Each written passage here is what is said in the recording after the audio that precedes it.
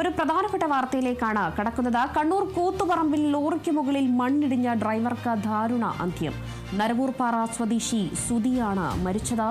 ചിറ്റിരപ്പറമ്പിൽ ചെങ്കൽ ക്വാറിയിലാണ് അപകടമുണ്ടായത്. കല്ല് എടുക്കാനെത്തിയപ്പോൾ ലോറിക്ക് മുകളിൽ മണ്ണിടിഞ്ഞ് വീഴുകയായിരുന്നു.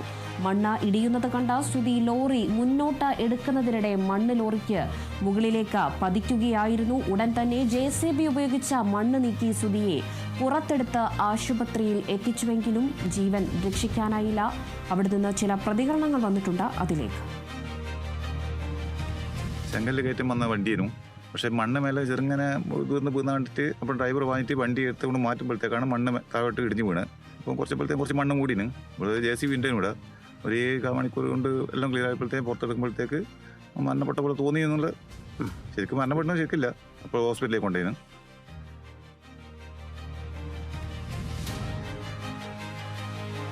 കണ്ണൂർ കൂത്തുപറമ്പിലാണ് ഒരു അപകടമുണ്ടായിരിക്കുന്നതിന്റെ ദൃശ്യങ്ങളാണ് ഇപ്പോൾ പ്രേക്ഷകർ കാണുന്നത്. ആ ലോറിക്ക് മുകളിൽ മുഴുവനായും മണ്ണ് മൂടി നിൽക്കുന്ന ഒരവസ്ഥയാണ് കാണാൻ കഴിയുന്നത്. കണ്ണൂർ കൂത്തുപറമ്പിൽ ലോറിക്ക് മുകളിൽ മണ്ണ് ഇടിഞ്ഞ് ദാരുണ അന്ത്യം സംഭവിച്ചിരിക്കുന്നു. ഡ്രൈവർക്ക് ദാരുണ അന്ത്യം സംഭവിച്ചിരിക്കുന്നു.